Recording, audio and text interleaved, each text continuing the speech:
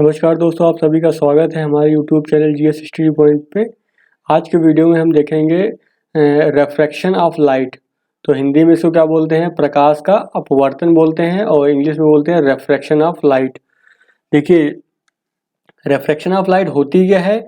जब कोई भी प्रकाश की किरण होती है, तो मान लीजिए एक आपका एक कांच है, ग्लास है। ये क्या आपका है? ग्लास हो गया, और इधर क्या होगी? एयर होगी। तो इधर हो गया एयर। तो इधर का जो माध्यम होता है कैसा है? वो विरल है, यानी कि रेयर मीडियम है। इधर एयर कैसी होती है? पतली होती है। और कांच कैसा है? वो ज़्यादा डेंस होता है। तो इधर का जो मीडियम कैसा हो गया? डेंसर मीडियम हो गया। ऐसे में होता क्या है, जब कोई प्रकाश की किरण होती है, वो एक माध्यम से दूसरे माध्यम में जाती है, तो वो सीधी ना जा करके थोड़ा सा हल्का सा डिफ्लेक्ट हो जाती है वो। तो देखिए, मान लो कोई किरण आ रही थी, रे आ रही थी, तो यहाँ पे क्या होगा? ये जो किरण है वो जाना कहाँ चाहिए था? उसको सीधा जाना चाहिए था, सीधा वो जाना चाहिए था उसको, ऐसे सीधा जाना चाहिए था उसको ऐसे। लेकिन जाएगी क्या? हल्का सा ये क्या है, ऐसे जो है इस टाइप से डिफ्लेक्ट हो जाएगी। तो इसी को क्या बोलते हैं? Refraction of light. यानी कि जो अपने रे होती है कोई, अगर वो अपने मार्ग से डिफ्लेक्ट हो जाती है, जब मीडियम चेंज होता है, तो इसी को क्या बोलेंगे? प्रकाश का अपवर्तन। तो ये आपको, आई होप आपको अच्छे से समझ में आ गया होगा। बेसिक कॉन्सेप्ट को बहुत क्लियर रखना है, तभी आप न्यूमेरिकल्स वगैरह को हल कर पाएंगे आप। तो वही लिखा हुआ, जब प्रकाश की किरण एक पारदर्शी माध्यम से दूसरे पारदर्शी माध्यम में प्रवेश करती है, तो दोनों माध्यम भिन्न होने के कारण किरण अपनी क्या है? मूल दिशा से क्या हो जाती है? विचलित हो जाती है। इसका मतलब डिफ्लेक्ट हो जाती है। इस घटना को क्या बोलते हैं? प्रकाश का अपवर्तन कहते हैं। अब देखिए, अब जो डिफ्लेक्ट होगी वो किस तरह से होगी, अब उसको देख लेते हैं। यानी कि किधर जाएगा? जो नॉर्मल लाइन होती है उसकी तरफ जाएगा वो, या फिर उससे दूर जाएगा। तो दो कंडीशन बन सकती है यहाँ पर। तो देखिए, ये आपका एक मान लो कांच का ग्लास हो गया, और इसमें हम एक किरण भेजते हैं। यहाँ पे हमने एक किरण को ऐसे भेजा, फिर यहाँ पे एक नॉर्मल लाइन खींच देते हैं। तो नॉर्मल लाइन कैसे होनी चाहिए? ये ऐसे होनी चाहिए ना, एकदम सीधी होनी चाहिए ऐसे। ये नॉर्मल लाइन हो गई। अब जब ये प्रकाश एक मीडियम से दूसरे मीडियम में जाएगा, अब यहाँ पर मीडियम चेक कर लीजिए पहले कौन सा है। तो मीडियम आप यहाँ पे देखेंगे, यहाँ पे जो बाहर का जो ये एयर है, यहाँ पर एयर, तो एयर कैसा होता है? रेयर मीडियम हो ना, विरल, क्योंकि एयर कैसी होती है? बहुत, उसका डेंसिटी यानी कि बहुत कम है ना उसकी, तो रेयर मीडियम हो गया ये। फिर कांच है, यहाँ पर कांच, कांच कैसा होता है? बहुत ही डेंस होता है ना वो तो, कंपेयर टू एयर। अगर एयर से हम कंपेयर करें तो कांच कैसा है? डेंस मीडियम, यानी सघन है वो। उनके अणु जो होते हैं पास पास, कहने का मतलब होता है। तो ऐसे में होगा क्या? जब रेयर मीडियम से आ रही है, रेयर मीडियम से आ रही है और जा कहाँ रही है? सघन, यानी कि डेंस मीडियम में जाती है रे। तो क्या होगा? ये अभिलंब, यानी कि जो नॉर्मल लाइन होती है, ये नॉर्मल लाइन उसके पास, यानी कि जाना चाहिए था उसको कैसे? ऐसे जाना चाहिए था, जाना था ऐसे। लेकिन जो रियल में जाएगी कैसे? वो जाएगी ऐसे, यानी कि हल्का सा यहाँ से क्या होगा? ऐसे डिफ्लेक्ट हो जाएगी ऐसे। तो आप समझ गए होंगे ऐसे, यानी कि ये जो नॉर्मल लाइन है उसके पास आ गई, उसके पास आ जाएगी। ऐसा होता क्यों? क्योंकि डेंस मीडियम में जो प्रकाश की चाल होती है वो क्या हो जाती है? कम हो जाती है, v। तो प्रकाश की चाल कम होने से ये डिफ्लेक्शन होता है ये। फिर अब देखिए, दूसरी कंडीशन क्या हो सकती है? मान लो कोई जो लाइट है, कोई रे है, किरण, वो क्या है? डेंस मीडियम से आ रही है। कहाँ पे आ रही है? रेयर मीडियम में आ रही है, यानी कि एयर में आ रही है। ग्लास से कहाँ आ रही है ये किरण? एयर में आ रही है। अब ऐसे में क्या होगा? तो यहाँ पर क्या होगा? फिर नॉर्मल लाइन खींच लेते हैं। तो यहाँ पे अगर इसके लिए हम नॉर्मल लाइन यहाँ पे ऐसे खींचते हैं, ये नॉर्मल लाइन होगी हमारी। अब नॉर्मल लाइन के, अब यहाँ पे क्या होगा? वो दूर जाएगी। तो जाना चाहिए था उसको ऐसे, ऐसे ऐसे जाना चाहिए था। ठीक है, ये जाना चाहिए था उसको। लेकिन वो जाएगी कैसे? ऐसे, ये। तो इसी को क्या बोलते हैं? लाइट का डिफ्लेक्शन हो गया ये।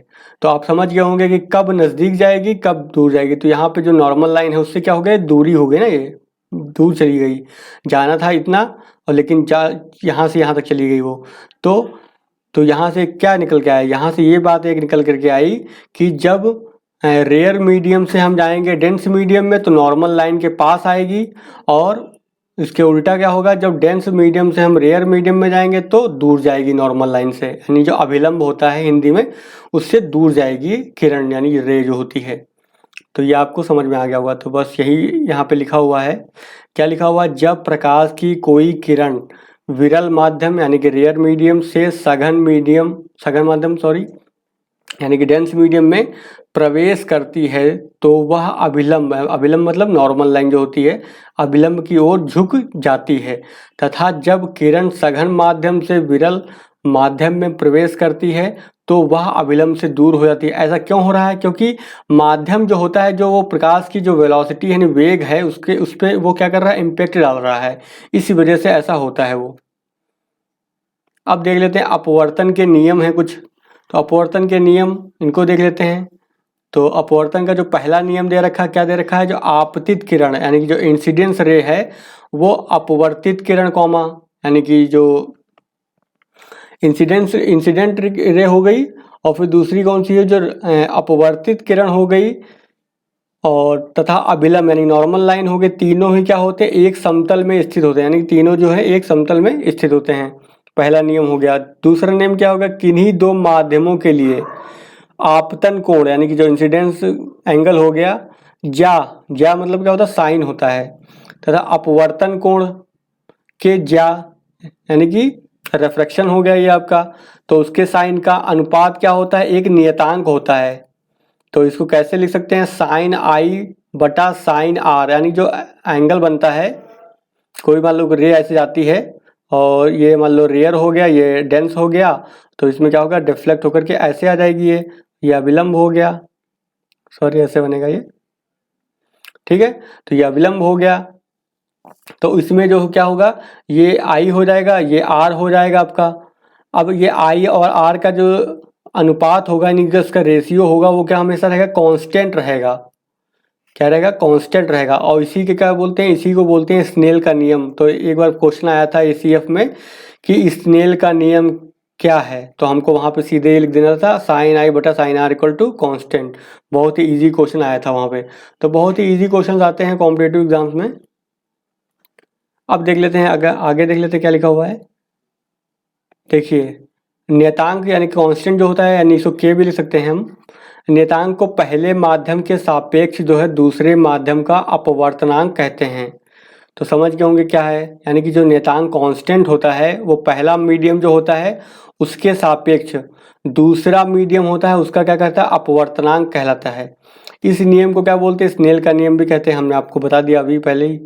फिर किसी माध्यम का जो है अपवर्तनांक भिन्न भिन्न रंग के प्रकाश के लिए भिन्न भिन्न होता है, यानी कि हर प्रकाश के लिए उसका अपवर्तनांक जो होगा यानी कि उसका रिफ्रैक्शन होगा वो भी जो है अलग अलग होता है। फिर तरंग दैर्ध्य बढ़ने के साथ अपवर्तनांक का जो मान है वो कम हो जाता है। तो ये फैक्ट है, याद कर लीजिएगा। जैसे जैसे तरंग दैर्ध्य बढ़ेगी तो उसका जो अपवर्तनांक का जो वैल्यू होगी वो क्या हो जाएगी, कम हो जाएगी। अतः इससे क्या निकला, लाल रंग का जो है अपवर्तनांक सबसे कम होता है और बैंगनी रंग का जो अपवर्तनांक होता है वो सबसे अधिक होता है। तो यहाँ से आप ये फैक्ट याद कर लीजिए, लिखने ऑप्शन में आ जाएगा कि निम्न में से जो है किस रंग का जो है अपवर्तनांक सबसे कम होता है, पूछा जा सकता है। तो वहाँ पे हम आंसर लगा देंगे लाल। या फिर पूछ लेगा कि निम्नलिखित रंगों में से किसका जो अपवर्तनांक होता है वो सबसे अधिक होता है, तो वहाँ पे हम क्या लगा देंगे, बैंगनी रंग।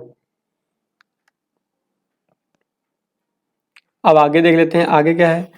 अगला क्या है फैक्ट ये अगला ये है, ताप बढ़ने पे क्या फर्क पड़ता है, यानी कि ताप अगर टेम्परेचर को बढ़ा देते हैं हम वहाँ पे तो उसका जो अपवर्तनांक होता है उस पर क्या इम्पैक्ट डालता है वो।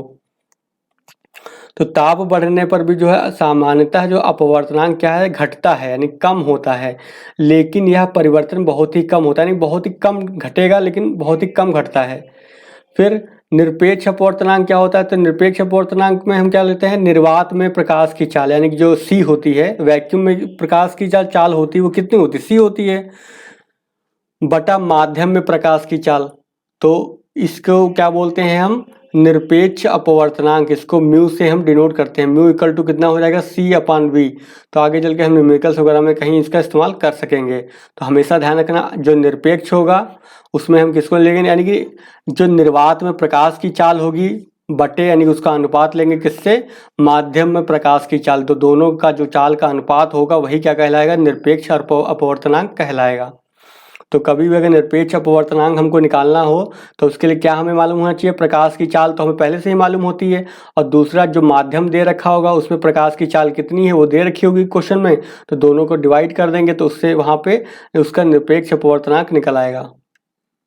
फिर देखते हैं अगला बिंदु क्या है, दे रखा है यदि प्रकाश की चाल माध्यम एक में, कोई दो माध्यम है मान लो, ठीक है, मान लो एक ये माध्यम ये हो गया ग्लास हो गया सपोज दैट, एक को ये एयर हो गई, तो पहले माध्यम में अगर इसकी स्पीड v1 है तो दूसरे माध्यम में अगर इसकी स्पीड v2 है, तो हमको अगर ये निकालना है माध्यम दो यानी कि जो सेकंड वाला माध्यम यानी ये वाला माध्यम है इसका, ये इस वाले मीडियम का पहले के सापेक्ष, तो जिसके लिए निकालना है उसको हमेशा क्या रखेंगे, नीचे रखेंगे हम।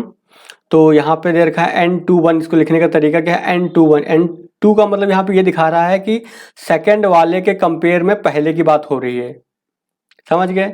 तो वही लिखा हुआ है, तो माध्यम दो का यानी कि सेकंड वाले का पहले वाले के सापेक्ष कितना अपवर्तनांक है इसका, तो v1/v2 हो जाएगा, यानी कि पहले वाले की चाल यानी कि जो पहला वाला मीडियम है यानी इस वाले की मीडियम की चाल बटा दूसरे वाले मीडियम की चाल जो है, दोनों का अनुपात को हम लिख सकते हैं। फिर अगर हम ये पूछें कि माध्यम वन का यानी कि पहला वाला माध्यम का, हाँ यहाँ पे लिखा हुआ है माध्यम वन का माध्यम दो के सापेक्ष अगर निकालना है, तो जिसके सापेक्ष निकालना है उसको हम नीचे कर देते हैं बस।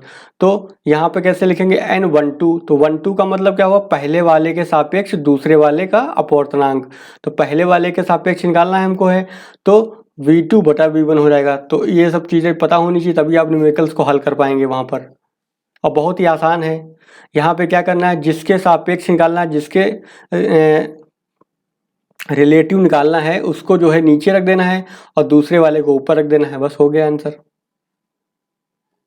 आगे देख लेते हैं, आगे क्या आपका दे रखा है। अगला जो टॉपिक आपका है वो है प्रकाश का पूर्ण आंतरिक परावर्तन, इसको बोलते हैं total internal reflection of light. तो यहाँ पे हम इसके कुछ बेसिक कॉन्सेप्ट को सीखेंगे और आगे आने वाले वीडियोस में हम इसके थोड़ा एडवांस लेवल का भी देखेंगे। तो प्रकाश का जो पूर्ण आंतरिक परावर्तन होता क्या है पहले ये देख लेंगे। देखिए, प्रकाश का पूर्ण आंतरिक परावर्तन समझने से पहले हमको समझना पड़ेगा कि क्रांतिक कोण क्या होता है, यानी क्रिटिकल एंगल होता क्या है, क्योंकि क्रिटिकल एंगल का इस्तेमाल यहाँ पे होता है total internal reflection of light में। तो पहले हमें ये पता होना चाहिए कि क्रिटिकल एंगल होता क्या है, उसके बाद ही तो हम आगे चीज़ों को समझ पाएंगे। तो पहले हम ये देख लेते हैं क्रिटिकल एंगल होता क्या है। तो क्रिटिकल एंगल क्या होता है, क्रिटिकल एंगल जो है सघन माध्यम में बना, तो पहली बात खास बात क्या है, सघन माध्यम यानी कि डेंस मीडियम होना चाहिए। तो सघन माध्यम में बना वह आपतन कोण होता है यानी कि इंसिडेंस एंगल होता है, जिसके लिए विरल माध्यम में अपवर्तन कोण यानी कि जो रिफ्रैक्शन एंगल है का मान 90 डिग्री होता है, यानी कि इनके बीच का जो एंगल कितना होता है 90 डिग्री होता है। तो इसको कैसे देखिए यहाँ पे कोई सघन माध्यम इधर दे रखा है, इधर कैसा है विरल है, तो इधर का मीडियम विरल हो गया, इधर का माध्यम कैसा सघन हो गया।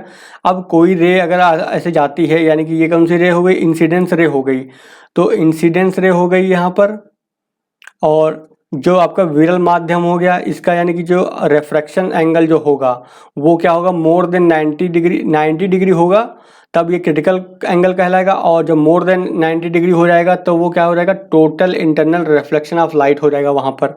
यानी कि क्या होगा, वो सघन माध्यम में ही लाइट कैद हो जाएगी, इसी माध्यम में घूमती रहेगी, वो इस माध्यम में नहीं जा पाएगी कभी भी। तो इसी को बोलते हैं total internal reflection of light. तो यहाँ पे पहले मैप में आप समझ लीजिए क्रिटिकल एंगल को यहाँ पे दिखाया गया है। यहाँ पे ये दिखाया गया जो IR होता है यानी कि एंगल ऑफ रिफ्लेक्शन, वो जो होता है क्या होता है 90 डिग्री होता है। तो कभी भी क्रिटिकल एंगल वही होता है जब ये एंगल जो होता है रिफ्लेक्शन का, तो वो कितना होना चाहिए 90 डिग्री होना चाहिए। तो वही लिखा हुआ है यहाँ पर, क्रांतिक कोण जो है सघन माध्यम में बना वह आपतन कोण होता है, जिसके लिए विरल माध्यम में जो है अपवर्तन जो रिफ्लेक्शन एंगल है उसका मान क्या होता है 90 डिग्री होता है। तो 90 डिग्री अगर हो जाएगा रिफ्लेक्शन एंगल का मान, तो वो क्या हो जाएगा, क्रांतिक कोण कहला जाएगा। अब देखिए यहाँ पर क्या है, अगला दे रखा है आपतन कोण का मान जो है क्रांतिक कोण से यानी जो क्रिटिकल एंगल है से थोड़ा सा अधिक कर दें। अगर इसको और हम कर दें यानी कि मोर देन 90 डिग्री कर दें, 90 डिग्री से अधिक कर दें, इसका मान लो 100 कर दें, 110 कर दें, 120 कर दें ऐसे, तो वही लिखा हुआ है आपतन कोण का जो मान है यानी कि जो आपका रिफ्लेक्शन एंगल होता है उसका वैल्यू जो है क्रांतिक कोण से थोड़ा सा अधिक कर दें तो प्रकाश जो है विरल माध्यम में क्या हो जाएगा, बिल्कुल ही नहीं जाता है, बल्कि जो संपूर्ण प्रकाश है वो सघन माध्यम में वापस लौट आता है। तो वही लिखा हुआ, बल्कि संपूर्ण प्रकाश परावर्तित होकर सघन माध्यम में वापस लौट आता है। इस घटना को क्या कहते हैं, प्रकाश का पूर्ण आंतरिक परावर्तन कहते हैं। तो बहुत ही आसान है। और कभी कभी क्या होता है एग्जाम में ऐसे फिगर बना के भी दे देगा और पूछेगा इसमें वहाँ पर कि किस फिगर में जो है total internal reflection of light हो रहा है। तो यहाँ पे इस फिगर में देखिए दिखाई दे रहा है आपको कि सघन, यहाँ पे क्या सघन माध्यम है, ये विरल माध्यम है, यहाँ पे रे ऐसे गई और रे टकरा करके फिर क्या हुआ, इसका जो एंगल है जो आपका दे रखा है रिफ्रैक्शन एंगल वो क्या है, मोर देन 90 डिग्री है। तो क्या हुआ, टकरा के वापस आ जाएगी, यानी कि प्रकाश जो है वापस इसी डेंस मीडियम में चला जाएगा। वैसे जाना तो चाहिए था इसको सीधे ऐसे जाना चाहिए था, लेकिन क्या होगा, इसका एंगल जो होता है रिफ्रैक्शन एंगल वो अधिक होने के कारण, यानी कि मोर देन 90 डिग्री यानी कि 90 डिग्री से अधिक है, 90 डिग्री प्लस है इसका एंगल, इसलिए जो है इसी डेंस मीडियम में वापस आ जाएगा, परावर्तित होकर के, रिफ्लेक्ट होकर के, और इसी में ट्रैप हो जाएगा। तो वही यहाँ पे लिखा हुआ है। अब देखिए अगला लिखा हुआ, किसी पृष्ठ से यानी कोई सरफेस है कि जिस भाग से पूर्ण आंतरिक परावर्तन होता है वह चमकने लगता है। क्योंकि अगर कोई लाइट गई, कोई मीडियम है आपका, इसमें से लाइट गई ऐसे, तो लाइट वापस बाहर नहीं ऐसे जाना ऐसे चाहिए था, लेकिन वो क्या हुआ, लाइट इसी में ट्रैप हो गई, नहीं इसी में फंस गई, वो इसी के अंदर बंध गई, तो ट्रैप हो जाएगी। ऐसे में क्या होगा, वो ये चीज़ क्या हो जाएगी, चमकने लगेगी ना फिर तो वही चीज़ है, किसी पृष्ठ के जिस भाग से पूर्ण आंतरिक परावर्तन होता है वह चमकने लगता है। जैसे आपने देखा होगा हीरा, तो हीरा क्यों चमकता है, उसका कारण यही है क्योंकि उसके अंदर पूर्ण आंतरिक परावर्तन होता है। उसका जो बोलते हैं ना, हीरे को जोहरी उसको तराशता है पहले, तो उसको ऐसे एंगल पे काटा जाता है जिससे जो लाइट है वो अगर प्रवेश करती है उसके अंदर तो वापस बाहर ना निकल पाए। तो अगर जब कभी भी हीरे के ऊपर प्रकाश पड़ेगा तो वो चीज़ क्या होगी, चमकने लगेगी। तो अक्सर क्वेश्चन पूछा जाता है ये कि हीरा क्यों चमकता है, तो हीरा क्यों चमकता है, तो उसका रीज़न यही है, पूर्ण आंतरिक परावर्तन की वजह से ये घटना होती है उसमें, इस वजह से यानी टोटल इंटरनल रिफ्लेक्शन की वजह से जो हीरा चमकता है। तो ये क्वेश्चन पूछा जाता है। फिर अगला पॉइंट क्या है, प्रकाश के जो पूर्ण आंतरिक परावर्तन के लिए जो निम्न दो शर्तों का पूरा होना चाहिए, यानी दो कंडीशन होंगी तभी टोटल इंटरनल रिफ्लेक्शन होता है। पहली शर्त क्या दे रखी है, जो प्रकाश की किरण है वो सघन माध्यम से विरल माध्यम में जा रही है, यानी कि एक माध्यम कैसा होना चाहिए, सघन होना चाहिए, और सघन से ही जो रे है, किरण है, वो जानी चाहिए, किस में जानी चाहिए, विरल माध्यम में जानी चाहिए, तब होगा। फिर दूसरा क्या है, आपतन कोण जो है यानी कि जो इंसिडेंस जो एंगल है वो क्रांतिक कोण से बड़ा होना चाहिए। तो दूसरी कंडीशन यहाँ पे ये हो गई। तो ये दो जो कंडीशंस होंगी तब वो चीज़ होगी। अब देखिए उदाहरण दे रखे हैं कि कहाँ कहाँ पे इसका इस्तेमाल होता है, तो कहाँ कहाँ पे इसका इस्तेमाल होता है। पहला क्या, हीरा का चमकना, तो टोटल इंटरनल रिफ्लेक्शन की वजह से ही जो क्या है हीरा चमकता है। दूसरा क्या है, रेगिस्तान में मरीचिका यानी कि जो मिराज होती है उसको बनना। तो रेगिस्तान में क्या होता है, आपको कहीं कहीं पे दिखाई देगा, धोखा हो जाएगा कि सतह पे पानी है वहाँ पर। तो ऐसा होता क्या, दूर से कोई व्यक्ति यहाँ पे देखेगा तो वहाँ पे उसको दिखाई देगा कि यहाँ पे पानी भरा हुआ है, वो चमकीला दिखाई दे, चमक दिखाई देगी यहाँ पर एक्चुअली। तो दिखाई देगा कि दूर से वो पानी है यहाँ पर, और उसके धोखे में वहाँ चला जाएगा वो व्यक्ति, लेकिन वहाँ पे पानी नहीं मिलेगा, वहाँ रेगिस्तान ही होता है। तो उसमें भी जो है इसी का ही रोल होता है, वहाँ पे भी यही क्रिया होती है। वहाँ पे क्या होता क्या है, जो टोटल इंटरनल रिफ्लेक्शन की घटना यहाँ पे घटित होती है, जिसकी वजह से ये सरफेस जो होती है चमकदार हो जाती है और दूर से दिखाई देता है कि वहाँ पे कुछ पानी वानी है। फिर दूसरा क्या है, जल में पड़ी जो परख नली होती है वो चमकना। तो जल में कोई अगर परख नली जो होती है उसको जो देखेंगे आप तो चमकती है, तो उस वहाँ पर भी कौन सी घटना होती है, वहाँ पर भी टोटल इंटरनल रिफ्लेक्शन की वजह से ही ऐसा होता है।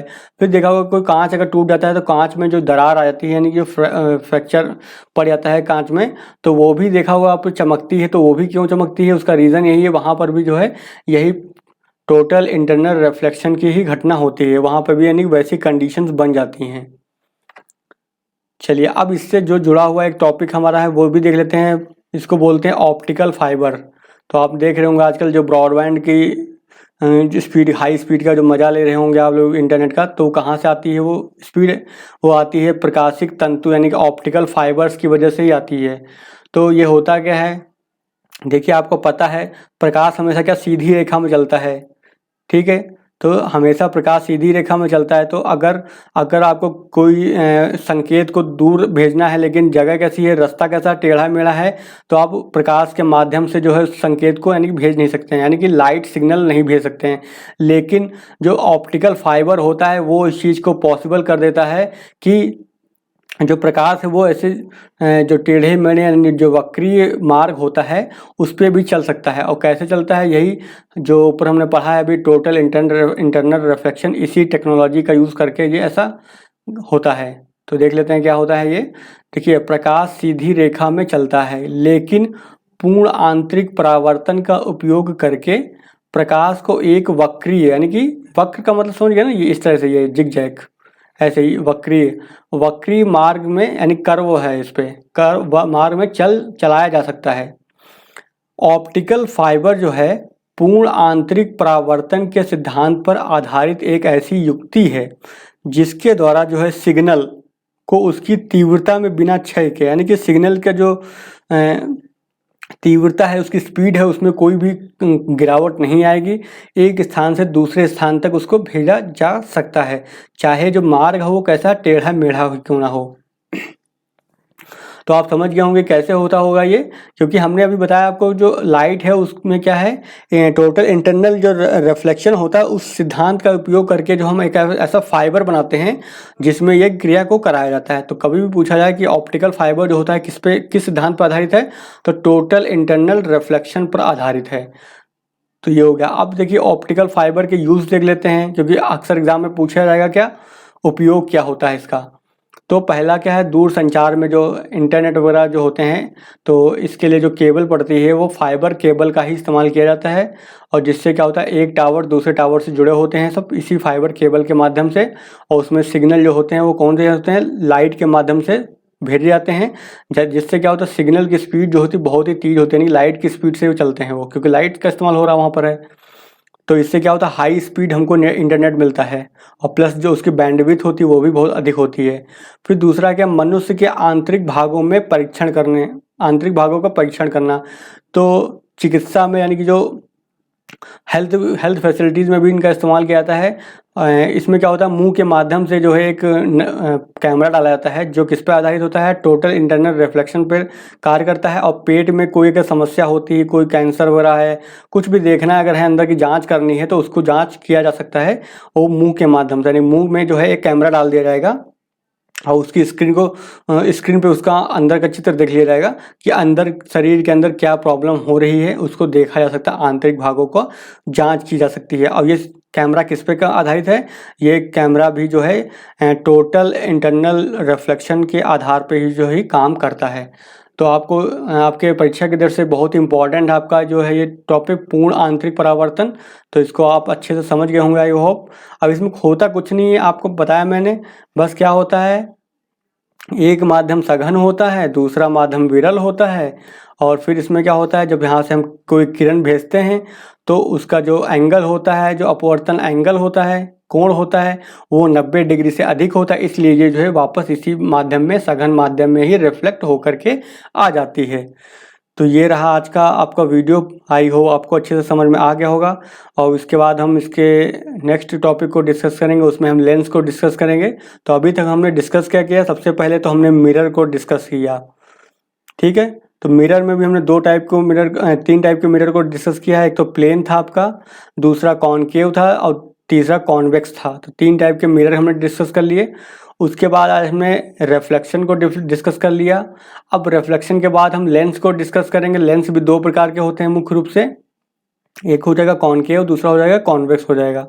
इनको हम डिस्कस करेंगे और इनसे क्वेश्चन भी आते हैं आपके एग्जाम में। तो मिलते हैं फिर नेक्स्ट क्लास में। और अगर आपका आज का वीडियो आपको पसंद आया तो वीडियो को लाइक कर दीजिएगा और कमेंट करके बताइएगा वीडियो कैसा लगा है। चैनल पर नए हैं तो चैनल को सब्सक्राइब कर लीजिएगा। और जिन लोगों को भी जो ACF का जो है पेड ग्रुप ज्वाइन करना है वो हमें इस नंबर पर कॉल कर सकते हैं। नंबर है 8860558530। इस पर कॉल कर सकते हैं, व्हाट्सअप कर सकते हैं और पेड ग्रुप से संबंधित अधिक जानकारी प्राप्त कर सकते हैं।